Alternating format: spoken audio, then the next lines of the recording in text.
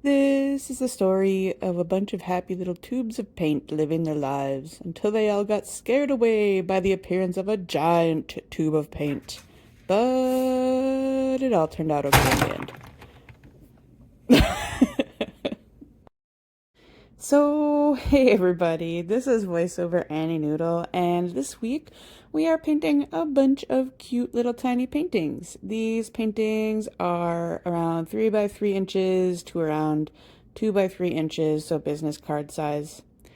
And I will put links up to the little tiny things that I am painting on in case you want to make little tiny paintings of your own, then you can. For this painting in particular, I have Holbein acrylic gouache, but for all of the other paintings, I used my Turner acrylic gouache. And I'm still finding that I really like Turner's better than Holbein. I just like the consistency better. So, yep, just because you pay more for something doesn't mean it's always better. It comes down to personal preference pretty much. And I mean, that goes for paint or brushes or cereal. I really like generic cereal a lot more than the name brand stuff usually, whenever I get cereal, which is not often anymore. So, but still, generic cereal is where it's at. So, why am I painting tiny paintings today? Well, first of all, tiny paintings are a little bit lower stress, right? Like, you can put a lot of effort into a tiny painting or a little bit of tiny effort into a tiny painting, and if you get to the end of the painting and you don't like it, it's still not the same amount of an investment as a bigger painting would be. Even just like, financially, like you are not dumping as much money into these tiny paintings as you are into the big ones because you can get these supplies fairly reasonably. Second, as I've mentioned, haven't been able to do a lot of art lately, and so clearly I'm just really excited to get cracking on a whole bunch of different projects, and I couldn't figure out what I wanted to start with, so I started a whole bunch of little paintings just to kind of let me spread my artistic wings a little bit, so that was really fun. You can see here I love hermit crabs. I think they're so cute.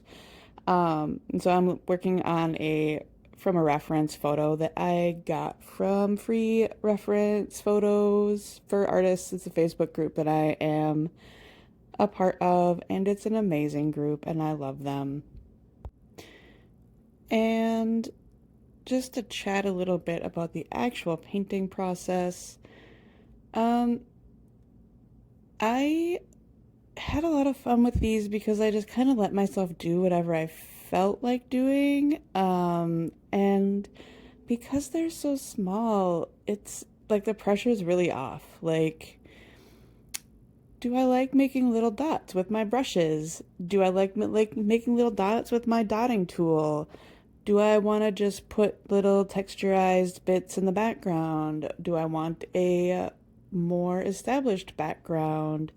Do I want to make adorable little hearts for my hermit crab? And the answer to that is yes. Yes, I do, because look at how cute. So, I want to chat a little bit about something that I think it's easy to forget with the magic of editing, and that is I do have failed art pieces, like definitely. In this shot, you will see things that I didn't even finish for this video. I started way too many paintings to get done in a single week. And oh, look at this. I am Batcat. Yep, that was my Batman. So anyways, so yeah, like the rabbit, I didn't finish that one. I didn't even really start the little house one, that green blobby one up in the top right. I didn't get any farther than that. But I mean, all of that is beside the point. Like, the real point is that like it's totally fine to actually just get so far in a painting and be like, I'm not gonna do any more on this. I have learned things. It is a failed painting, and now I'm gonna just set it aside and be done with it. And This is actually, I think I want to do a video on this. Like, when do you decide, like, what's the difference between this is a failed painting and I just need to keep working on this? And that is a really hard decision to make. And honestly, that's something that you can kind of take on when you're doing these little pieces like this. It's a lot easier to be like, yeah, no, this isn't worth finishing. And then, like, you can, like, maybe I'll push through on this one because something good can come of it. And like taking on the ugly phase is a lot less daunting in these little tiny pieces. I didn't finish this little landscape one either, which is fine. I'll finish it later. And if you noticed, what I was doing there is I just had a bunch of that pastel blue paint on my palette and I was trying to use it up. So I was doing like a whole bunch of backgrounds all at once. Um, And I think this bunny is the only one that I left footage in that I didn't actually finish the bunny because I tried to go through and edit all of the ones that I didn't quite finish. I must have missed that one, and that's fine. You guys are nice. You'll forgive me. This is actually based on a picture of my cat, um, sitting in front of, I have like mini fake Christmas trees that I have sitting on my piano. And she likes to sit in front of them, and I took a picture, and it just was this cute little like Christmas landscape scene with my cat, and so I wanted to paint it. The really cool thing about the square shaped tiny panels that I'm painting on is I think I got those at Hobby Lobby. They're magnetic. It's so awesome. So all of the ones that I finished that are squares are just going on my fridge in the kitchen. And by the way, this is not my most successful painting of a cat that I've ever done. I was a little bit daunted. I'm not gonna lie. When I started painting these tiny paintings, I was like, oh man. It was a little bit nerve-wracking to try to take on things that are this small and try to paint them. I don't want to say realistically, but like with at least the same amount of realism that I ever capture in my paintings, I'd say. Ooh, and I definitely enjoyed Bob Rossifying those trees. Yeah, that was super fun. And I think they turned out really pretty. Yeah, I had a lot of fun making these, and yeah, it was a little bit stressful to get used to painting this tiny, but it was also, like I said in the beginning, just it's so relaxing to be working on something this small because, like, if I really screw it up, I don't feel like I've wasted a lot of, honestly, my most valuable resource right now is my time. Like, I'm like, well, it's a couple hours probably I spent on each one of these, but yeah, definitely a lot less time than I would have spent on anything larger. And let me get back in the habit of painting with this Turner's acrylic gouache. And yeah, it was a nice way to spend the week. Honestly, whenever I had a free few minutes to just go in there and paint a little bit. I will admit that not all of my painting process shows up in this video. And part of that is just a time thing. Like, yeah, there were a lot of hours that I recorded painting, so I couldn't put them all into this video. Yeah.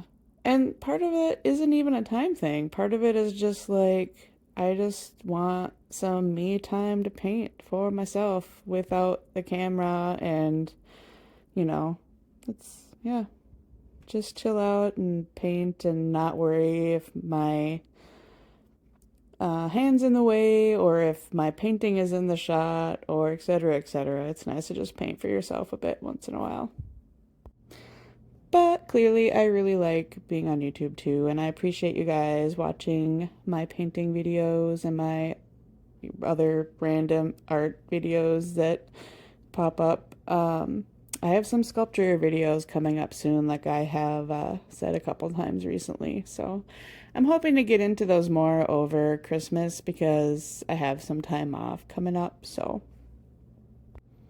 And I thought maybe I'd try to get a few extra videos out over like Christmas time because I know that, well, a lot of people have a bit more free time to chill out and watch YouTube videos over Christmas break. And also, like, Christmas is really rough. Like, Christmas is rough on people, winter is rough on people, and just, here's a little bit that I can do to, like, maybe contribute to your happiness. Like, just chill, watch some video of me painting a cute little tiny bird. One of the fabulous things that art can do is bring joy into the lives of other people, right? So, I mean, that's why I think I create the most, is just to bring joy to people. Sounds kind of cheesy, but yeah, it's kind of, I like the joyful, whimsical side of art. Speaking of which, look at how cute this otter is. Okay, well, right now he looks kind of goofy, honestly, and he continues to look really goofy for a while. The ugly phase in my otter painting was very mighty.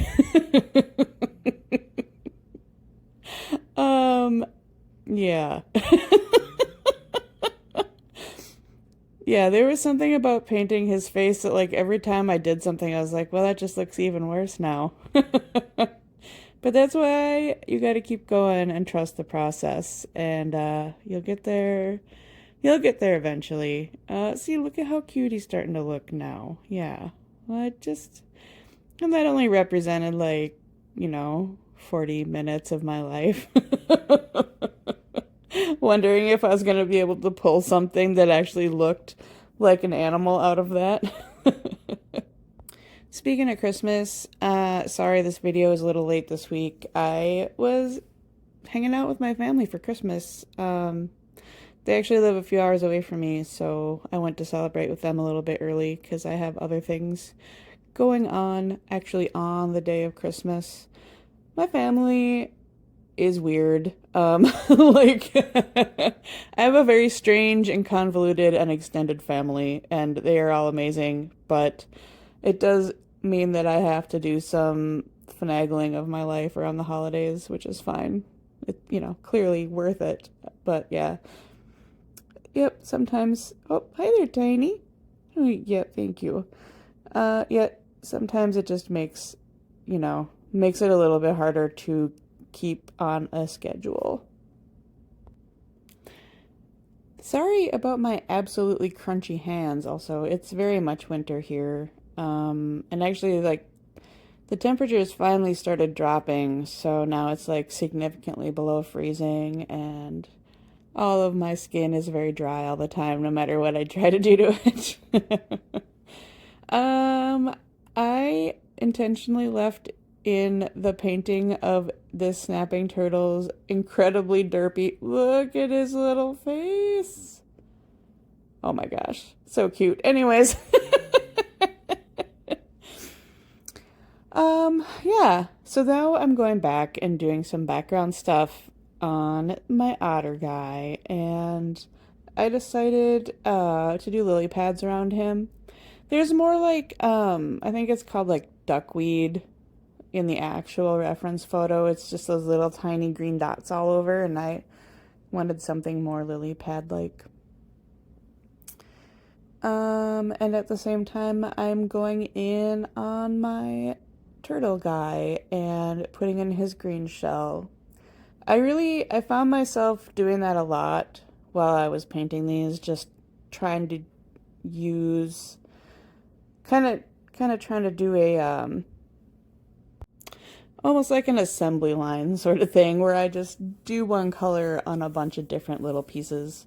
And it actually worked out pretty well. I do, I mean, like, you can see that my palette right now is a ancient crusty plate. And I think I would really like to get a wet palette for my acrylic gouache, for any of my acrylic painting, because Look, don't judge me. My no buy doesn't start till January 1st. So I got myself some golden so flat matte acrylics because I wanted to compare them to the matte acrylics I've already tried, and also because I want to start painting miniatures, and some people really like golden so flat matte acrylics for painting their miniatures. And I was like, well, I mean, like, if I can use that for more than one thing so that I don't have to buy separate paints for painting miniatures, that would be awesome. Plus, they were on sale. You know how that is. So, also here, I am doing some glazing. Like, okay, I know that you're looking at this turtle and just thinking there's no way that that turtle is recovering from that ridiculous ugliness, but he does. And also, just look at his cute face. Like, his face is so adorable. Yeah, never stop thinking his face is adorable through this whole process. I really like turtles though, so especially like the kind of gnarly, ancient looking snapping turtles and like alligator turtles. I like them a lot. Also, one of these weeks, I'm actually going to clean my desk off and then put like a covering on it so I'm not constantly getting paint all over it. Yeah, I didn't have to worry about that before because with watercolors, I can just wipe off the mess that I make. And now I'm painting with acrylic and they are less forgiving. When I paint my table with them accidentally, it tends to stay there. Yeah. So yeah, I'm learning a lot with these tiny paintings. So that was really fun for me to take on. Learning how to how thin I can get these paints and still have them functionally painty so they are pigmented. Yeah. So here I'm going in with like really thin paint, but I want to darken the lily pads in the foreground because then the lighter colored lily pads kind of fade a bit into the background to create a little bit of depth. And then I'm just putting in silly little wiggle lines in the water and putting in some lilies that I'm just kind of making up because they weren't actually there. We are starting to. Oh my gosh! And then I gave him little pink lips, and he's so cute. Okay, I'm sorry. I'm done now. We are getting close to the end here, so I would really like it if you guys commented which one of these tiny paintings is your favorite. I do give you a good look at them at the end because I definitely went through and did a lot of fiddly little detail work like off camera, and I gave him like a little mustache. I swear it looks fine. It just looks silly right now. Yeah. So guys, I keep forgetting to mention this, but I did start a newsletter and I swear it is actually fun and I share pictures and talk about stuff that I don't talk about other places. Here's an overview of all of the things that I started this week that I did not finish. And here are some little glamour shots of my finished paintings. And I would really love to know which one you think is your favorite. It's really hard. It's really hard for me to pick a favorite because I am actually pretty happy with how all of these turned out. Especially look at the little whiskers on that otter dude. Oh my gosh, so cute. But yeah, I love my hermit crab. Yeah. So you guys let me know and have a great week, and I'll see you next week. Bye.